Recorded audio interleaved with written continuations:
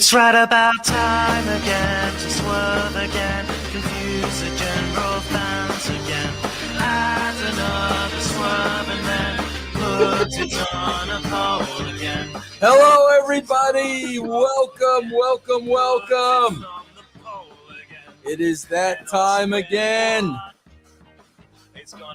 It is time for breakfast, brunch, whatever you want to call it, with Vince and Taeler. I am Vince Russo. This is the absolutely tremendous Taeler Hendrix. Taeler, what is going on today? Hi, Vince. How are you doing? I am doing okay. How are you today, Taeler? I am pretty darn good. I'm sick, but I'm still rocking and rolling. And yeah, I just celebrated my 1-year anniversary of my surgery, so I am pretty pumped. Let's talk about that for a second. Yeah, let's do it. Because these photos came across my Twitch yesterday. Are you serious? Didn't you put out a little package about your surgery? Yeah, but I'm not on Twitch, so No, not Twitch, Twitter. Oh, yeah. Taeler, a little gruesome, a little too gruesome for me. You know what's so funny about that is a fan notified me today that somebody reported my video on Instagram as and now it's censored as sensitive material. And I thought to myself, wait, so me talking about with one gruesome photo, all right, technically 2 gruesome photos, but me talking about how I had to relearn how to write, how to feel, like you can see there's still a difference in my hands, right? Yeah. But I couldn't do my own hair, I couldn't brush my teeth with my right hand, and I'm right-handed. I am not my aunt is ambidextrous. I am not that talented, so I couldn't do my own hair. I had to relearn. I had to use my left hand for pretty much everything. I had to relearn how to write with my right hand. I still don't have full feeling. So that was a very humbling experience, right? And I thought that there was a very positive message in that, because I didn't talk about that a whole lot. You knew I got hurt because I had to take almost I had no idea, and I didn't want to ask because I'm like, if she wants to tell me, she will. So that's why when I saw that video yesterday, I was like, oh my God, I didn't know, Yeah. Well, I got hurt because I had to take about a month off of my podcast to kind of just heal, right? That was a very traumatic thing that happened, and it was a complete accident as well. So, but I don't think you understood the complete context of how injured I actually was. And I really didn't talk about it at all on social media. I just kept going as if everything was peachy keen. Because, I didn't want to be oh, look at me, one of those attention grabbers. I think of Clueless every time I hear that. Oh, look at me. Yeah. And now that I'm talking about it, people are like, holy crap. And I'm just well, yeah. So I would have to think, listen, let's be honest. Those were pretty gruesome photos. So I would assume there probably really isn't anything that grosses you out, is there? Outside of Jeff Lane. You always bring Jeff. Is there anything that grosses Taeler Hendrix out? There is, but there's not many. I mean, I grew up in a haunted house. I am not afraid of blood. When I was 17 years old, I was at a wrestling show where a dude split his head open and I could see his skull. And he didn't want to go to the hospital, so legit I had to use new skin, which we used to use in bowling. Yeah, and because nobody else wanted to do it, I literally had to new skin his head shut so then he could go home because he refused to go to the hospital. Well, if that doesn't gross you out, you said there are some things. So if that's not it, I would love to know what's it. I will not say, because I know how social media is and I know how this modern society is, and my whole news feed will just be filled with it. So I am not putting that out to the universe. Fair enough. So I'm just going to assume it's Jeff Lane and you just want to be nice. Yeah. But you know what made me so wholly, completely, and utterly upset was the fact that my video gets censored where you can see them. That's like an actual operator, not operator. That was in my surgery. They did that photograph for me to show me the extent of my injury. Like my husband actually had to stay behind when I got rushed to the hospital because, you know, I train dogs, and you know that I foster, I adopt, and I rehabilitate animals, right? Well, I had some animals with me that day that this happened. So that was like a really bad thing because there was glass all over the floor. All right, so basically, Vince, here's what happened, right? I want to tell this story just for how gruesome it actually is. Oh man, I'm not gonna be able to handle it. Go ahead. Go ahead. I popped my shoulder out of the socket, and I rolled out my ankle at the same time in January. Okay. Then in February of 2022, I got hurt while sparring, and I did something to my back in March. So the first day I was feeling better, I had some dogs that I was working with, and it was the first day I was feeling better after my back injury. And it was so crazy because all I did was pick up a glass vase like this, and right where I grabbed shattered in my hand. And the glass punctured into my hand. And for those that don't know, when your hand is clenched, everything is taut. So then everything is closer to trauma that way. And the glass punctured through my nerve. And I had aspirin earlier that day because of some pain I was having. Yeah. And so my blood was thin because of the aspirin, and I was not clotting. It was weird. Like blood was just pouring out like a horrible B-rated horror movie. And are you by yourself? I was in my tiny house alone with the animals that I was working with and stuff. And I was just quickly changing flowers from a vase. And then I was planning to go outside and do some training sessions with those dogs. And yeah, the pain was so immense and intense that it knocked the air out of me, which is pretty easy to do, to be honest, but it was just so extreme.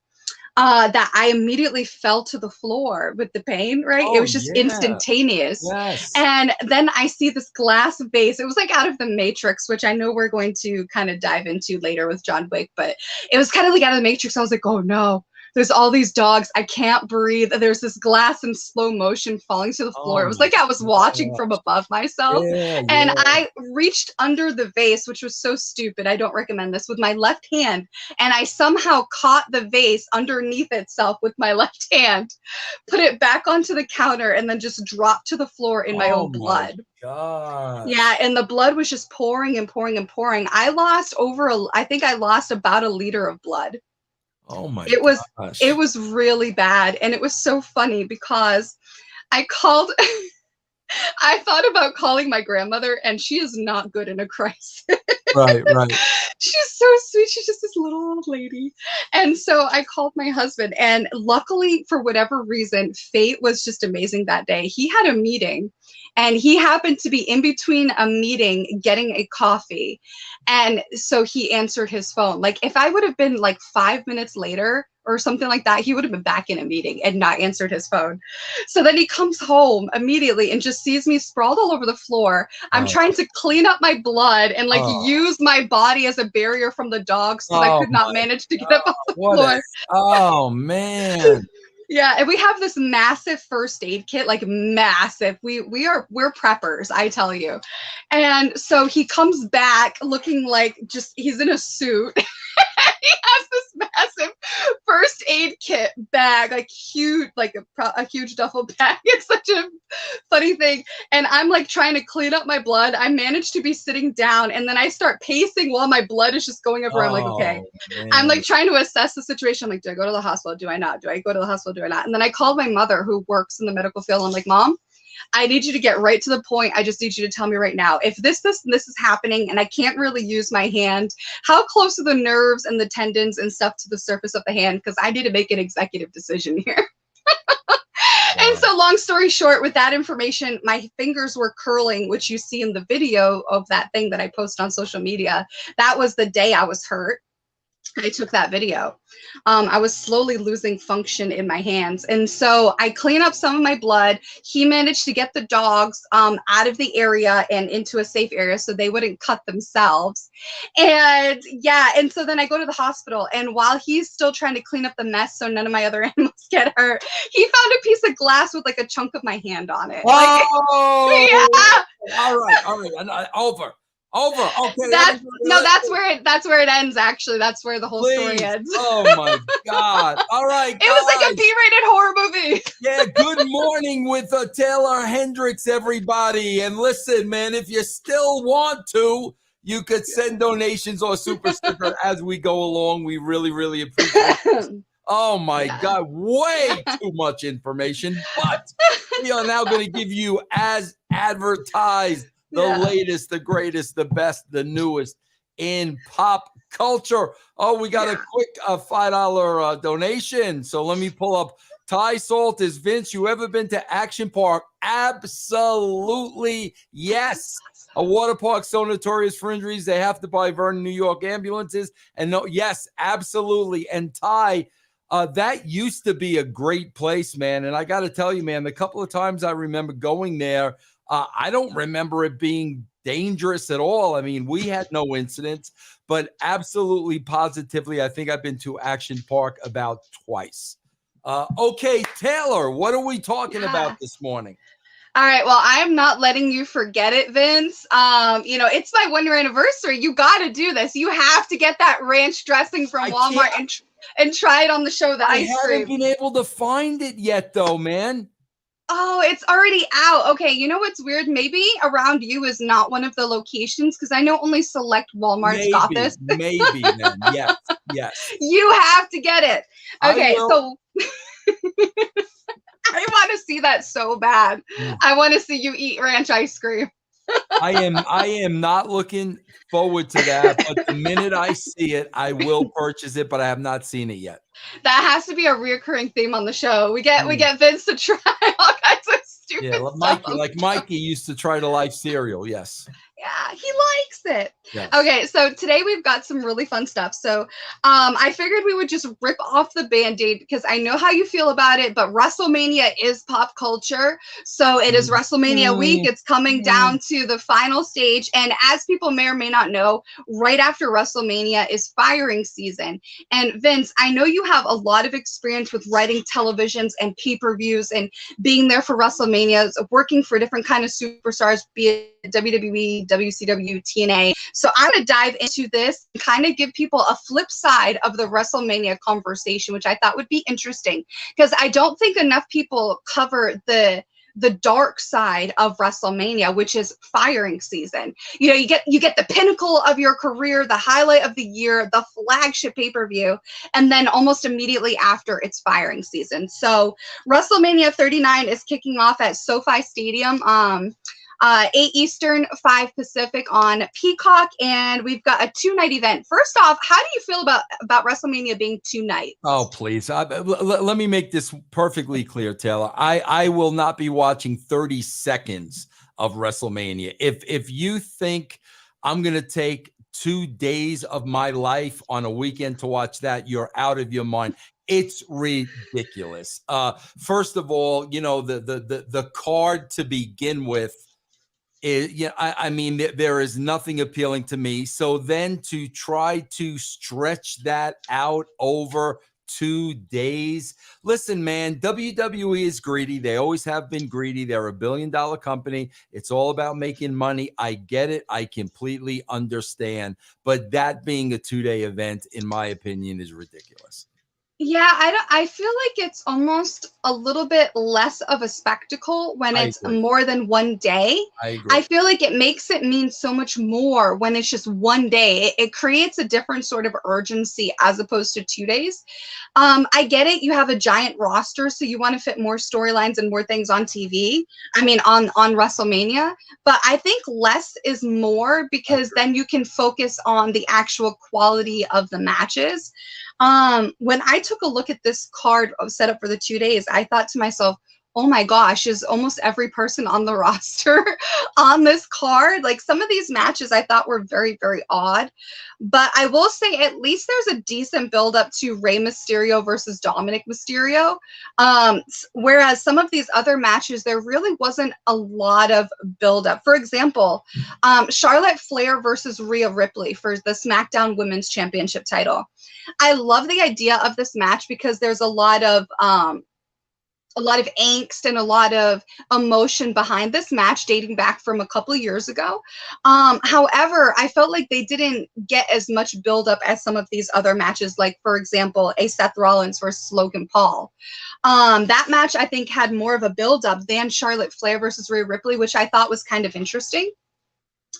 But you do have to kind of acknowledge, I guess I would say, the fact that Logan Paul brings in a bunch of viewers that WWE wasn't previously getting. So to highlight Logan Paul versus Seth Rollins is a smart move. Let me see here. I don't know how many people are truly interested in the John Cena versus Austin Theory. And the way I saw it advertised, it looked like they were setting it up to be the main event of night one. When I thought, and anybody who's watching, correct me if I'm wrong, I thought this was supposed to be the opener to WrestleMania night one, but it looks like it's being billed as like the highlight of the whole card, which I thought was kind of interesting, I guess is what I would say. Yeah, I don't know. Night one seems to be very, very odd. And then night two seems to be like, it has a little bit more of a strategic flow from opening to main event with Cody Rhodes versus Roman Reigns for the undisputed WWE Universal title.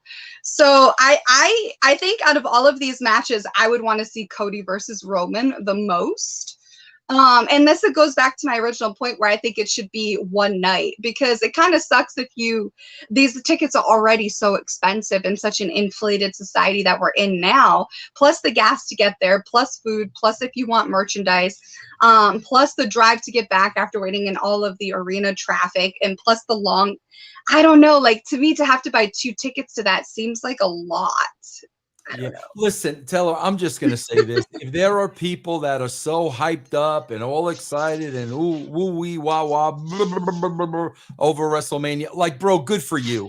I'm the first one that says, man, life is too short.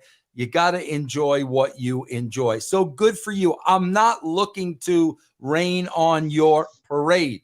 Okay, but I am a guy that has been around since WrestleMania 1. And I wasn't a kid either, bro. When WrestleMania 1 was around, I was probably 22, 23 years old. Okay, I went to WrestleMania 4 and 5. I worked WrestleMania 10. I've been around from WrestleMania from the very first one. Now let me compare that to, I started watching baseball in about 1968. Okay, I was about 7 years old when I discovered baseball. Well, here we are in 2023, and I still watch baseball and I still enjoy baseball.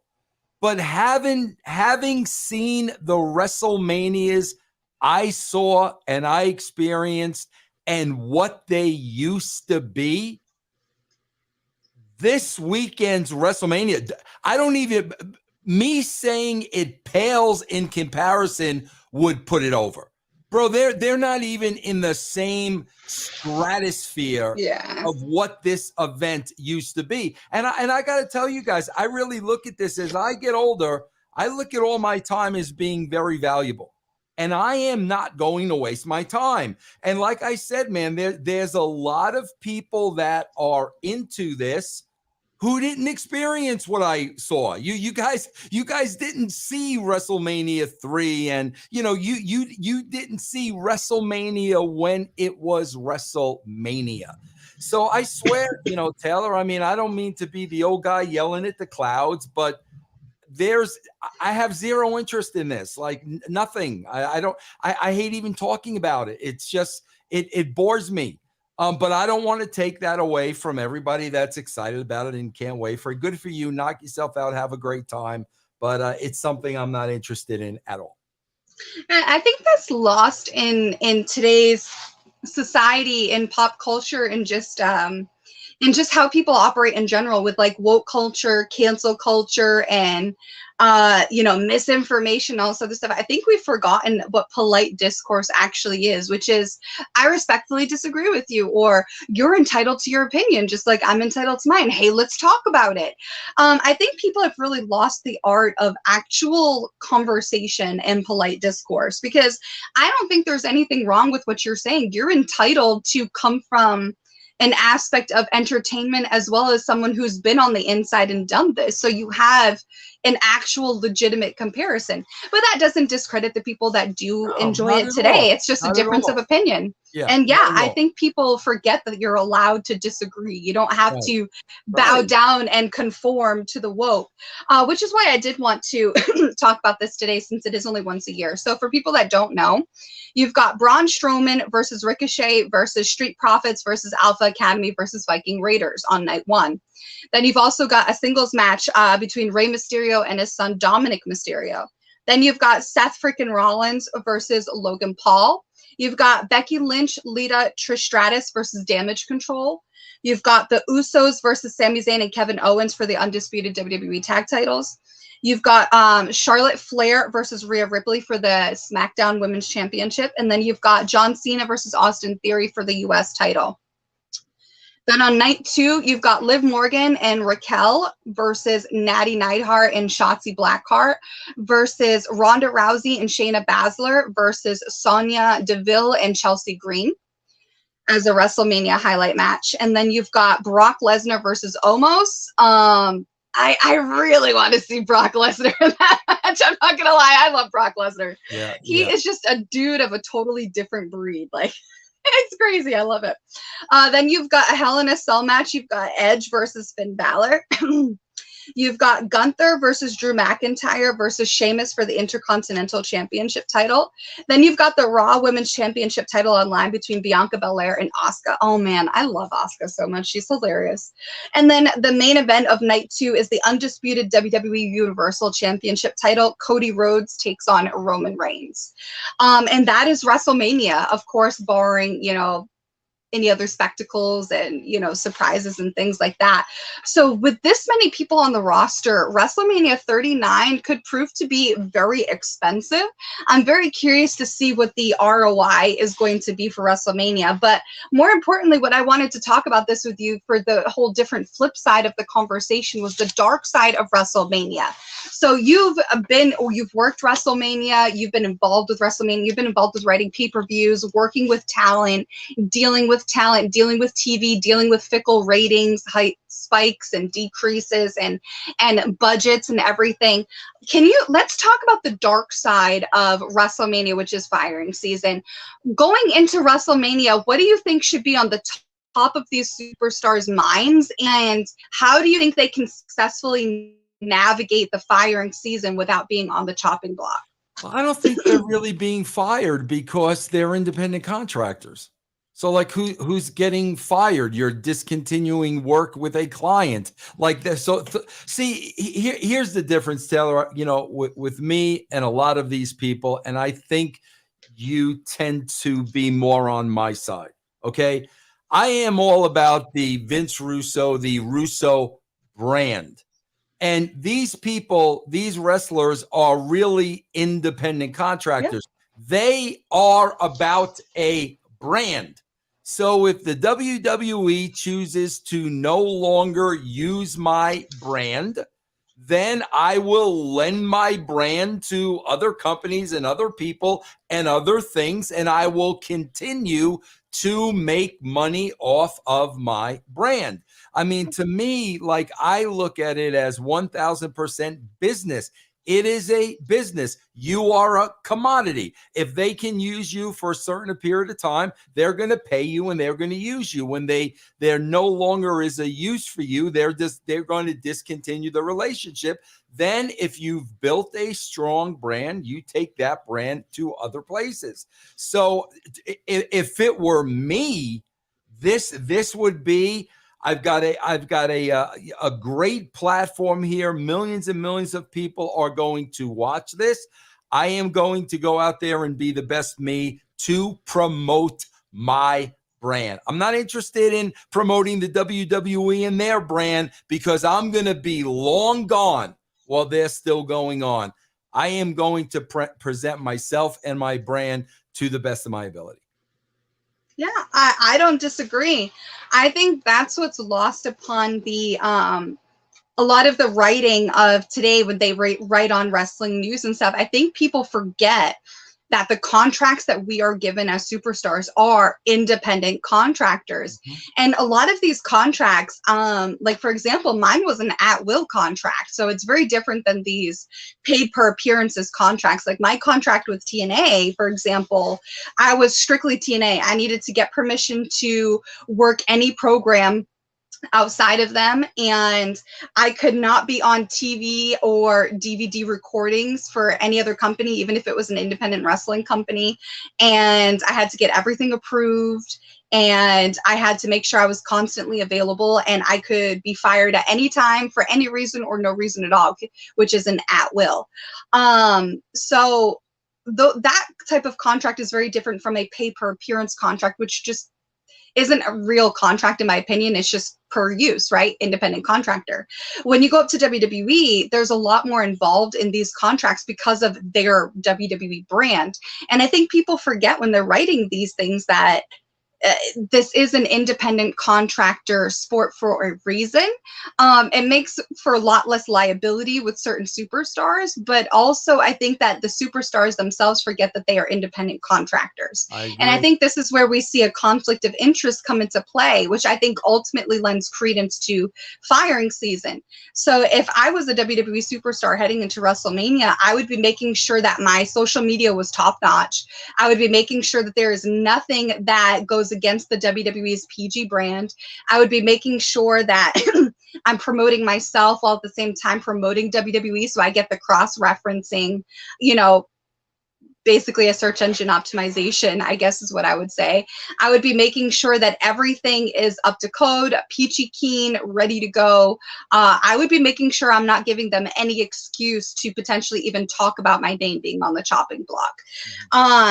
What do you say to that? What would be your mindset with that? Because a lot of these people are going to be facing this in the next month or two. Listen, here's what it all comes down to. Do you have confidence in yourself? Because if you have confidence in yourself, then my attitude would be, if the WWE, gives me my release, no problem. It's their loss, because I'm going to go on to somebody else that's going to appreciate my work and appreciate my brand, more. That's how I look at it. That's why a lot of times in the wrestling business, Taylor, I really put my job on the line, and that was the mindset.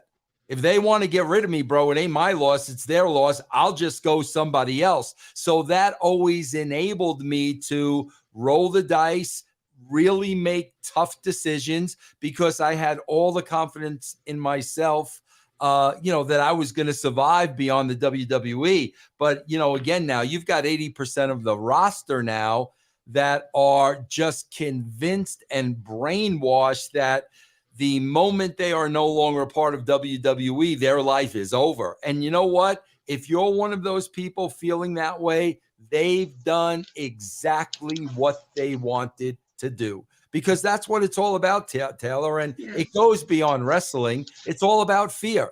They want to put the fear of God in you, so they become the master. And if you're one of those people, they've done exactly what they wanted to do. They've got you exactly where they want you to be. They've got you convinced that without them, you're going to be nothing.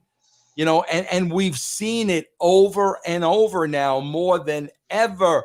We've seen people leave the WWE and make a good living. There's a million other things to do out there, and it's been proven. So, I mean, like I said, man, that's just how I would look at it. I think that's a really good way to look at it. It makes you less of a slave to a label Right. and more like it being in the driver's seat of your own childhood dream. Because let's face it, a lot of people didn't get into wrestling because they hated it. You know what I'm saying? Like I talk about that a lot of my podcasts. Like you see so many people leave the business hating it, but I have never once heard anyone say, oh yeah, I got into wrestling because I absolutely hated it as a kid. I thought it was so freaking stupid. Right. I've never heard a single person say that. It sounds so bizarre and ridiculous because it's true, but so many people leave it hating it. So I think that once they start to understand the paradigm shift and being not a slave to your own dreams, but being in the driver's seat of your own dreams instead of the slave to a label, you'll find that success comes in many different forms in wrestling, and it may not look like as it did when you were a kid, but it's still valuable and it's still valued. And at the end of the day, you have to define your own happiness and success for you, I think is how I would put that. Agreed, 1000%. All right. So speaking of controversy, since we just got done talking about firing season, we're going to head right into the Hogwarts, the Wizarding World conflict. So we talked about this on a previous episode about how people were trying to boycott Hogwarts and all this other stuff. We actually read a lot of those tweets from one of the female activists on Twitter, who I think used to be in some sort of government role, which is very scary. So they were talking about boycotting Hogwarts and all this other stuff. People are still like bashing J.K. Rowling, even though she's not involved with the actual game itself. She just gets royalties because this is off of her original work that she wrote and created. But I'm happy to say that the boycott crashed and burned so hard, Vince. So hard. It was awful. So they, after the launch, within 2 weeks, Hogwarts became the biggest global launch ever in the history of gaming. Wow. Like that's a huge flex. That is a huge flex. They sold over 12 million copies. Wow. Over not just 12, but over 12 million copies in the first 2 weeks of its launch. That's incredible. Good for them. Good for them. Yeah, like they were like, you know what? You want to try to cancel us? Have at it. You know, I love that energy. That's some big energy right there. Instead of go woke, go broke, they didn't bow down. Instead, they just faced it head on. And I think more people need to do that. And look what happened. They're the best-selling game thus far of 2023. They surpassed Call of Duty Modern Warfare 2, Madden NFL 23, and a few others. Trailing a little bit farther behind, but not too far, is actually The Last of Us. So I would say kudos to Hogwarts. Yeah, I always say, we always say, man, you know, apologizing is the biggest mistake you can make, and I love that attitude. I love that, you know, there was backlash, but they went straight ahead with the game plan. It was successful. Listen, man, you can't, bro, when you tell people what they're going to like and what they're not going to like, you're going to have a problem. Nobody likes to be told you're going to watch this. You're not going to watch this. You're going to vote for this guy. You're not going to, nobody likes that. And I think this is definitely a case where we saw that. Yeah, I was very happy with this news, Vince. I'm not going to lie. You know, because I think Harry Potter is really cool. I love the concept. I grew up thinking it was like Tolkien for kids. Like that's how I associated it. And, you know, to me, I just thought it was so cool. I would love to know if anybody listening has played Hogwarts game of Legacy. I think that, I don't know, it looks really cool. It kind of reminds me of like Harry Potter meets D&D or World of Warcraft is kind of the impression that I get of this game. I have not had a chance to try it out yet, but I am super pumped for the success of this. I think the more success for the franchise, the more opportunities there will be with maybe some new original films and content and stuff for HBO, which would be cool. Is that are video games, are they still going at $50 or are they more money than that now? Well, here's what I was reading. I was actually reading up on that because I had a feeling you might ask me. And I think it's the same thing with WrestleMania with, you know, how expensive tickets are.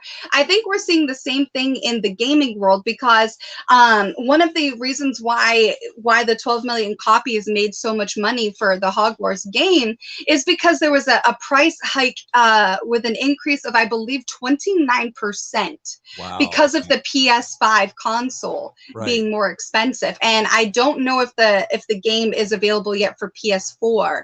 I think those are going to be coming out soon. But the PS5 console, with how expensive it is, it actually did a price hike of almost 29%. Wow. And that accounts for some of the overall drastic numbers of the global sales. Yeah. Wow. Interesting. Yeah, I thought that was pretty cool. I personally am a PlayStation fan. I like PlayStation over Xbox. That's just my personal preference. Like, I love my PS3 and my PS4. Love it. Yeah. I like it more than Xbox. Okay. Now we're going to move on to another failed attempt, so you can kind of see where I'm going here. Rings of Power. You know, I had to find some way to put Lord of the Rings into this episode just for you, Vince. Yes. Just for you. Yes. My favorite. Yes. All right, so Rings of Power is back up in the limelight, and not for a very good reason. Apparently, they had a horse die on set while filming different parts for season 2 in the UK. Wow. Yeah. So I wanted to dig more into this because the way the headlines were going, I'm so jaded now. Like, I don't like to believe anything until I read up on things and dig for myself, because people try to word things in such ways to get clickbait and everything else. So the way this was originally headlined, it made it sound like, oh, Rings of Power, you know, they pushed this horse to the brink during scenes and it just collapsed and died. It's horrible. It's animal cruelty, blah, blah, blah, blah, blah. That's how they were making it sound, right? Right. Well, after doing some digging, apparently the horse died during a pre-shoot exercise. So basically, its trainer was exercising the horse, getting the horse warmed up and ready before shooting a scene. So they weren't involved in the scene at all. There was about 30 horses on set, and one of the 30 had cardiac failure and died. Which is, you know, they're huge animals. So the bigger the animal, the more stress on the heart. So I actually know people that have horses, and they say that this isn't uncommon, especially, you know, as the horses get older. Yeah. So I don't really think this was as much of a humanitarian crisis as PETA was actually trying to make it out to be. And it seems like PETA loves to overreact to so many things, but I don't know what they've actually ever accomplished other than overreacting to stuff. So basically, PETA is firing back at the Amazon Studios and Rings of Power and Hollywood as a whole, and telling them, if you can't create without using animals, then you're not creative enough to basically be in the industry, is what they're implying. Please. And they're pushing for Amazon and others to stop using real animals on set, and they're pushing for them to use CGI and mechanical means that they have access to instead of using actual live animals. And I think it's worth noting that the horse died while a veterinarian and the American Humane Association were present on set. So it seems like, even though I was very disappointed with Amazon Rings of Power because it just seemed like filled with just wokeness, and didn't really stay true to anything that's remotely Tolkien, I do have to say it looks like they did take the appropriate measures to actually ensure safety of both animal and crew on the set. I mean, they had 30 horses, only one passed away from cardiac failure of the 30 horses, and they had a veterinarian and the American Humane Association on set. God, can you imagine what we would have lost in our lifetimes if animals were not allowed to be actors? We would have lost Gentle Ben. We would have lost Flipper. We would have lost Lassie. We would have lost the great Scooby-Doo. How many great shows where animals were featured, man. That's great. Listen, I can't imagine. Well, I'm sure it happens, but I'm also certain that those animals are treated very, very well, you know, on sets, because if they're not, it's going to get out. I mean, do you know how many people work on movie sets? All it takes is one person to drop the dime. So I'm sure they're very, very careful when it comes to treating animals on set. I think 98% of the time they are. I remember, I think a handful of years back, there was some controversy over the treatment of a dog actor on set for a film that was revolving around a dog story. I think it was not Marley and Me, but the other dog movie that was around the same time. I forget which one. But yeah, I think having animal actors is a good thing because it gives them jobs. And certain animals like German Shepherds, it's wired in their DNA. They are working animals. They need dogs. And a lot of people that adopt German Shepherds, for example, don't know this and or are not prepared for that high drive, the high performance drive that a lot of German Shepherds have. This is one of the reasons why they make such great police dogs. Right. They have such a high drive. They need tasks. They need things to do. And so having different options available is so good. And then plus it gives their owners a way of making money and a legacy for those animals. And I think it's just a really good way because not everybody can afford horses. Horses are one of the most expensive animals that you can have. Yeah. And so by having this, it allows, different farms, different ranches, and different acting studios, different opportunities. And with AI taking up so many jobs, I just think we should not be looking for ways to get rid of more jobs. Like this whole 4-day work week thing, for example, if we're going to be putting so many expectations onto employers, eventually there's going to be no incentive for employers to hire humans. Right. It's going to all be AI, and then we're all going to be stuck with a universal salary, which puts everybody on the same level, which means you have to drag high performers down. It's just a bad wrecked system. And I think this situation and what they're calling for is very much indicative of where this is all headed. Right. I think as long as they are trained appropriately, I think as long as they're not overworked, and as long as they've passed the physical, tests that they need to do and stuff, I think it's just like a regular actor. I think that they're overreaching on this one. Yeah, I agree. Hey guys, I just want to remind you, if you are enjoying the show, feel free to send a donation or a super sticker. It is really appreciated. If you have a question, we will pull it up and put it right here on screen. Go ahead, Taylor. What's next? All right, it is Skittles time. Vince, before we even get started on this, out of all the terrible things going on in California, the fact that this is what gets addressed first, it's just what kind of bizarro world are we living in right now? And I know, I don't remember if it was last episode or the week before that we discussed, all the stuff that's going wrong in our food and all the stuff that's being added to, for example, our water and all this other stuff. This is a problem. I totally get it. I agree 1000% that this is a problem. And the fact that it's still legal in America, but not legal in places like Europe is very telling on our rigged healthcare system, among many other things.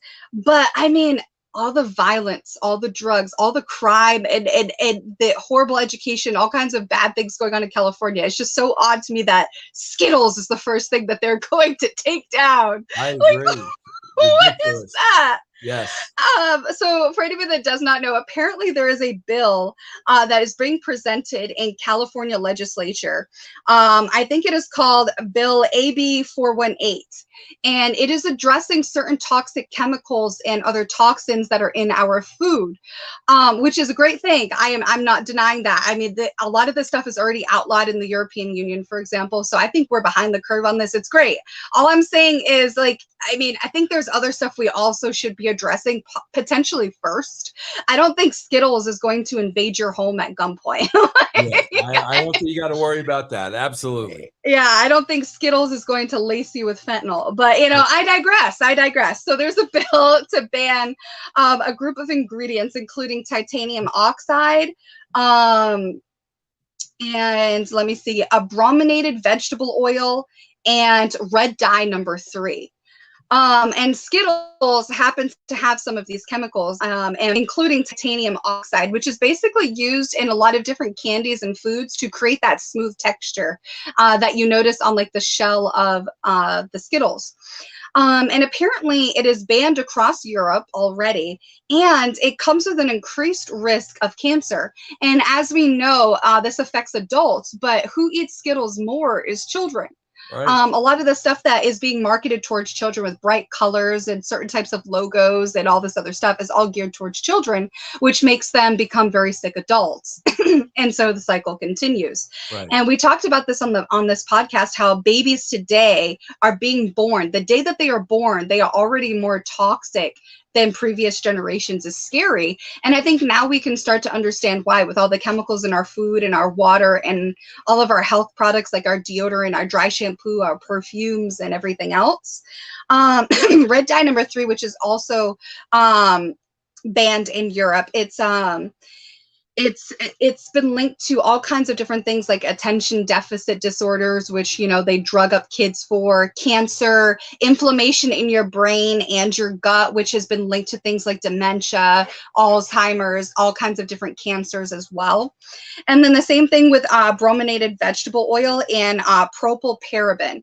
So all of this stuff is found in things like Skittles and other candies, including things like hot tamales, Pez, and double bubble bubble gum. The brominated vegetable oil is highly found in things like citrusy soft drinks, so like orange soda, and other types of stuff like that. And then titanium oxide is also found in other candies like Nerds and other certain types of gummies like gummy bears and other gummy candies and gummy treats. So this bill is looking to correct that federal oversight by helping kids, public health, and safety. Now, they don't want to pull them off the shelves. That's not the point of it. But they want to encourage these candy makers and other food manufacturers to do what they do in Europe, because apparently they still sell this stuff in Europe, but it just doesn't have all of these banned chemicals that they've banned in Europe. So why aren't they already doing that in America as well? It kind of makes you like scratch your head and go, what the hell? Well, not only that, man, I could tell you, Taylor, because I'm a little older than you. Red dye has always been a thing. I mean, I can remember when I was a kid and they were trying to get the red out of licorice. A lot of people don't know this. And I miss this, bro, because it used to be cool. You know, pistachio nuts used to be dyed red for whatever reason. And when you were a kid and you were first of all, they gave you 2 choices. You can get the red pistachio nuts or the natural ones. When you were a kid, you always wanted the red ones, and you know, it was so cool, bro, because you take the shells off and your fingers, your entire hands would be red. Well, you notice you cannot get red pistachios anymore, and that's why. But you know, I'm a big Twizzlers guy, and I remember this with Twizzlers. I had to be 10 years old when it was the red dye and it's no good for you. And there was this big controversy going on. So it's just funny, man. It's like, here we are 50 years later. Wow. How many people has that affected over the past 50 years? And we're still talking about the same thing. Yeah, and I mean, they've already done this in Europe, so like what have we been waiting for? And furthermore, if you read between the lines, it actually talks about how they're not going to force these manufacturers to take their product off the shelves in America. So I'm like, so what's the incentive for them to change? Right. There's no repercussions if they change or they don't. You know, so to me, this was such a farce. Like, it's all in the language. You have to force people's hand when it comes to their money. If you want something done, if you're not going to pull it off the shelves, then what's the point? Exactly. Like, it's like that whole, there's a product, I don't want to say its name, but you used to put it on things like toast and I couldn't believe it. Okay, there's the hint for you, right? That was killing people. Legit. It is banned in Europe. And I think like the FDA or something said, oh, you have like 5 to 8 years before you absolutely have to take it off the shelves here. Like, what? Yeah. What? Yep. I don't get it. Like, and then we wonder why everything is like bizarro world out there. Like, yeah, exactly. Makes no sense. No, it doesn't. But hey, you know, we want you to change how you manufacture all this stuff. But hey, don't worry about taking it off the shelves. Yeah. Peace, man. Like, what? Yep. Anyways, we are going to head on to John Wick. Now, I know that I have not yet seen this, but I'm very excited to see it, Vince. I know that you are a huge John Wick franchise fan in the way that I'm a Lord of the Rings fan, so I figured you would be super pumped about this. Well, yeah, I have not seen it yet because I was was kind of out of commission last week. However, my daughter saw it, and my daughter is very, very, very picky and doesn't like a lot of things, and put the movie over as being perhaps the greatest movie she ever saw. And that's really, really saying a lot. You know, number one, it's saying a lot for her, but number two, it's like, it's John Wick 4. Like, how can the fourth of anything be the best movie you've ever seen? So I plan on seeing that sometime over the weekend. It's doing really well, making a lot of money. There's definitely going to be a John Wick 5. So once I see that, I will definitely report back on it. Yay, I can't wait. Honestly, her high praise is not unexpected. What do we got going on here? We've got Jason Thompson with a $5 donation. Thank you, Jason. Good day to you both. Love the Friday talks. It breaks my heart Russo is passing on my Blue Jays this season and win the series. Third time is a charm. Jason, the last 2 years, the Blue Jays made me look stupid, and I'm not going to look stupid 3 years in a row because then it would be shame on me. I like the Blue Jays. I even own a Blue Jay hat. I think they are a very good team, but if I pick them again, it's going to be shame on me.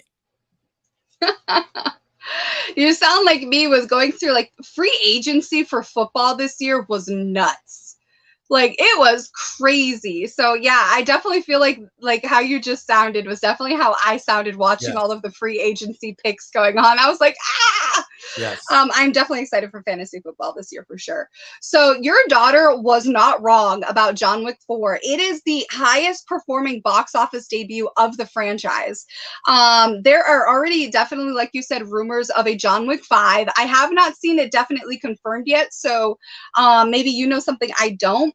But the domestic release in the box office for John Wick 4 was $73.5 million, and for a total worldwide of $137.5 million.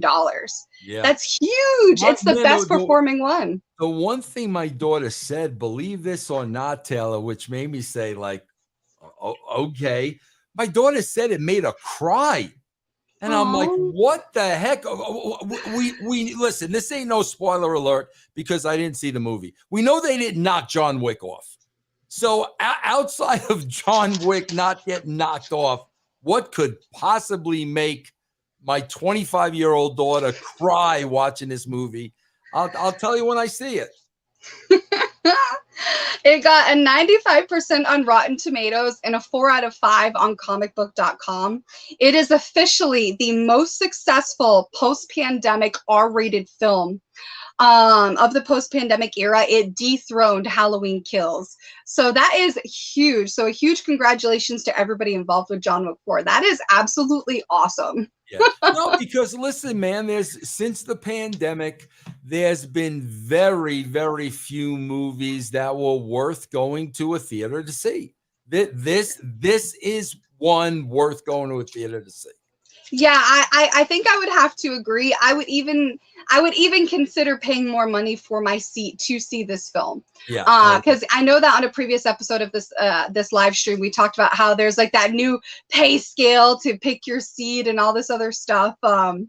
I mean, nickel and diming everywhere. That book was not lying. I had to read that in college. It was called Nickel and Dimed. Yeah. Okay, last but not least on the docket today, I don't know if this is after your time or not, Vince, but Good Burger 2. This is definitely a hit with millennials. Have you ever heard of it, the Good Burger? Oh, yeah, no, Good Burger was when my kids were young. Absolutely, I remember that, yeah. That was totally my childhood. So the first one came out in 1997. It had an $8.5 million budget, and critics did not care for the film at all. But how much the movie actually made in comparison to its budget made it a hit. And it's kind of a cult classic, especially with millennials, because it made over $23.7 million in 1997 with only an $8.5 million budget.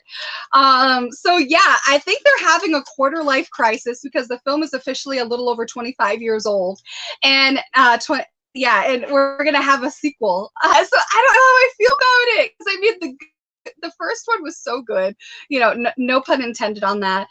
They announced on the Tonight Show with Jimmy Fallon that they're doing a Good Burger 2, and apparently it's going to be released later this year. I went online and I could not find a release date, but it's officially been greenlit by Paramount Plus, and it's going to star both of the original actors from the original skit. So it will have Kel Mitchell and Kenan Thompson, who were in the original skit from Nickelodeon's All That, then turned it into the Good Burger film, the cult classic, and now we're going to have a sequel, and it's going to apparently be a continuation of the first one.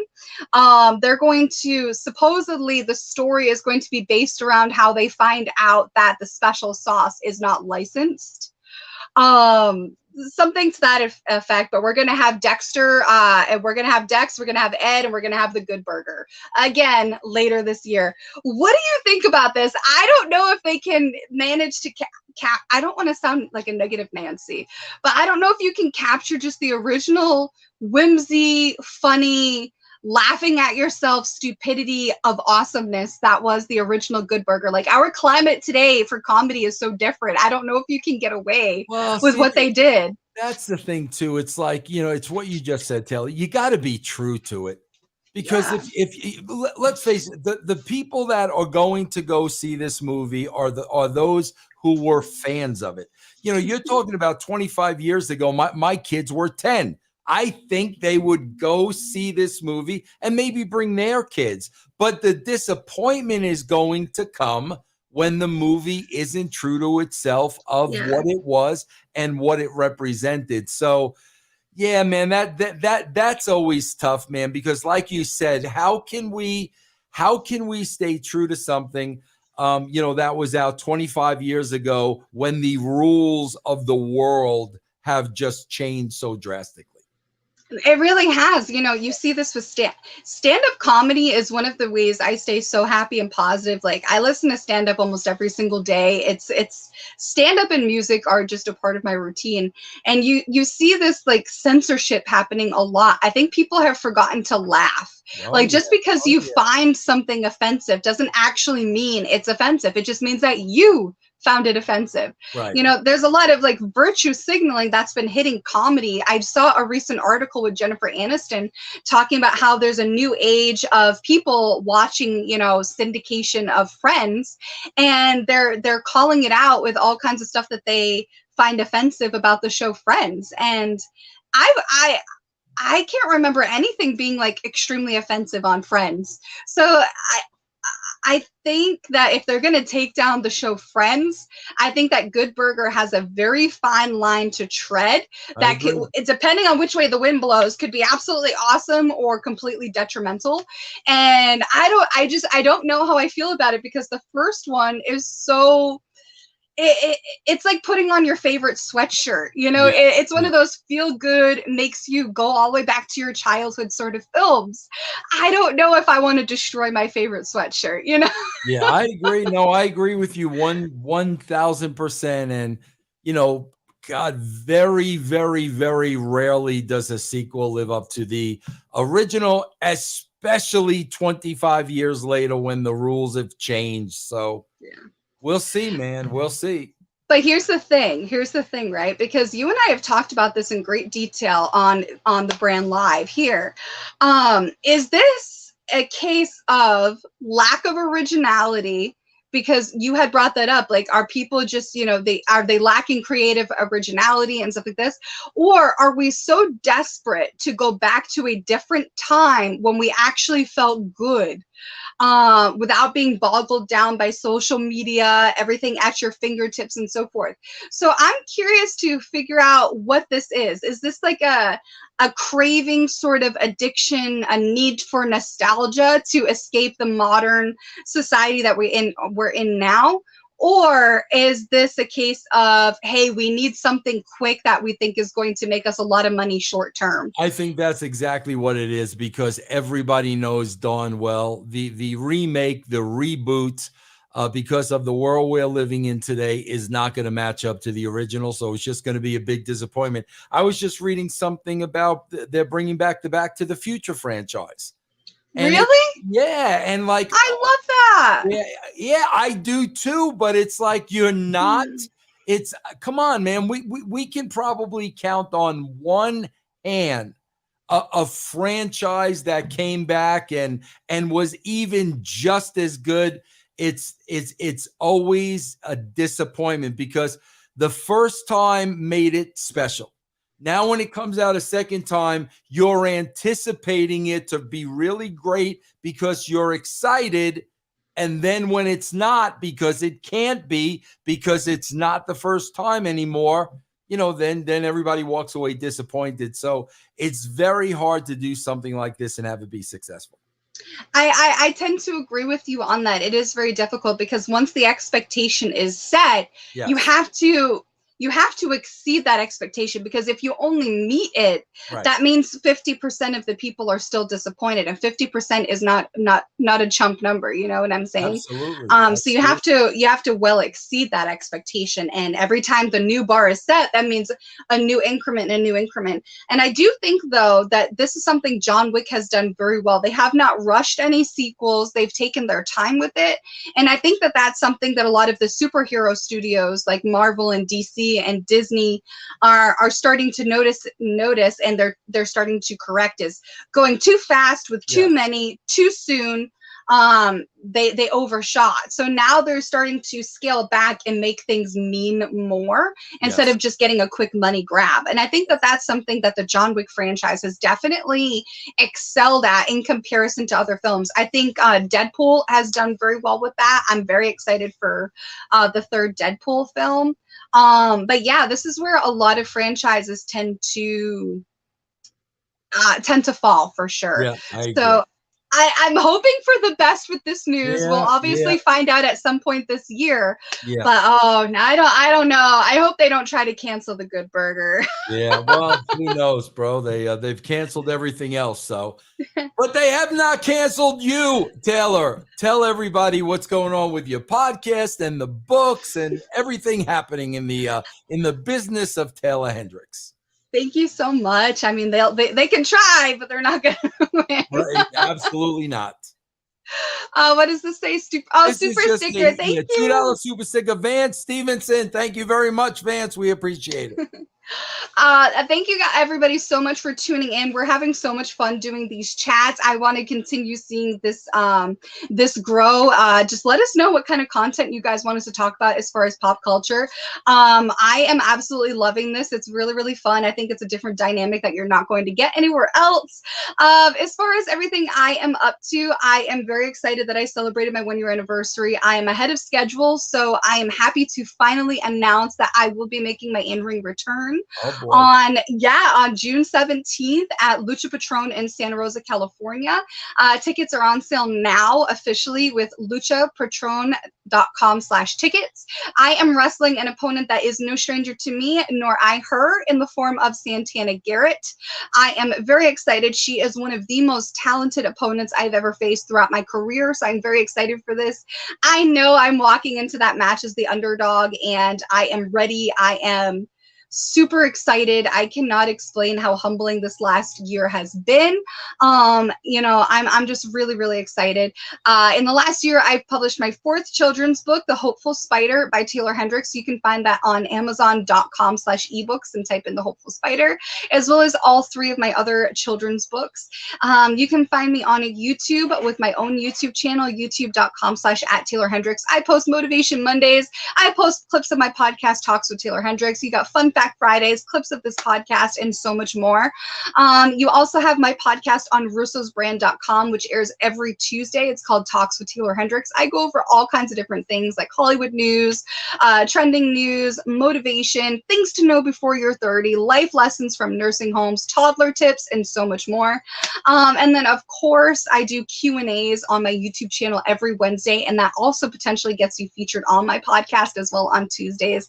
And then, of course, the Brand Live with Vince and Taeler every single Friday, 1 p.m. EST. So yes, that's what I got. There it is. A very, very busy Taeler Hendrix. And listen, you guys will be busy this week, and I know a lot of our audience will watch WrestleMania. Guys, enjoy it. Be with family and friends. Enjoy life. As I said, man, every day counts. So have a great and fantastic weekend, and we'll see you all next week. Take care, everybody.